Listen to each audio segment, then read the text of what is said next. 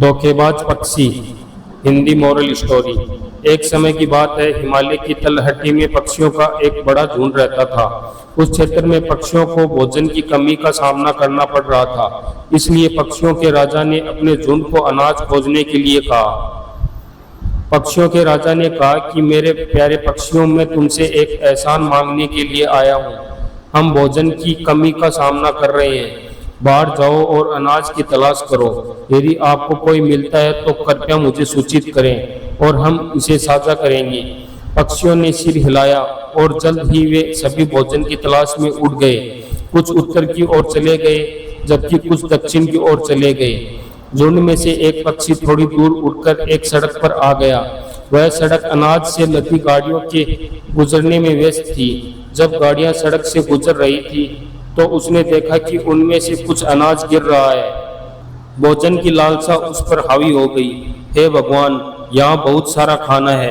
अगर मैं अपने दोस्तों को इसके बारे में बताऊंगा तो वे जल्द ही यहाँ आएंगे और मुझे सारा अनाज उसके साथ बांटना होगा। लालची पक्षी ने सोचा और अपने झुंड में वापस उड़ गया।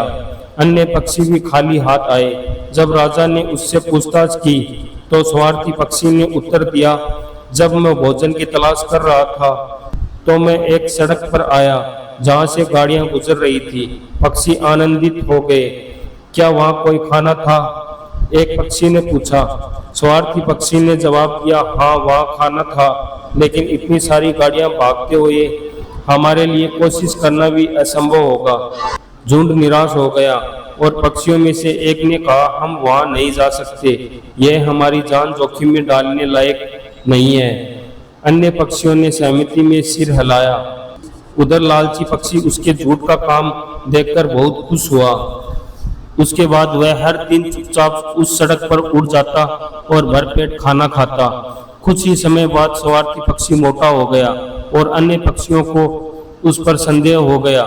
उन्होंने राजा को अपना संदेह बताया। अगले दिन जब धोखेबाज पक्षी हमेशा की तरह सड़क से अपना पेट भरने के लिए उड़ गया तो राजा ने चुपचाप उसका पीछा किया। जब उसने उस पक्षी को दाना खाते हुए देखा तो उसने उसे धोखा देते हुए पकड़ लिया। राजा चुपचाप सारा दृश्य देखता रहा। जब लालची पक्षी खा रहा था, एक भरी हुई गाड़ी सड़क पर आ गई। पक्षी ने गाड़ी को अपनी ओर आते देखा, लेकिन वही खड़ा रहा। यह मुझसे बहुत दूर है, उस समय मैं और अधिक खा सकता हूँ, धोखेबाज पक्षी ने कहा और खाना जारी रखा। पक्षी को पता ही नहीं चला कि गाड़ी की गति तेज हो गई। अरे नहीं, इससे पहले कि वह बच पाता गाड़ी उसके ऊपर से गुजर गई। वह बहुत खराब हालत में एक पुराने बर्च पर उतरा।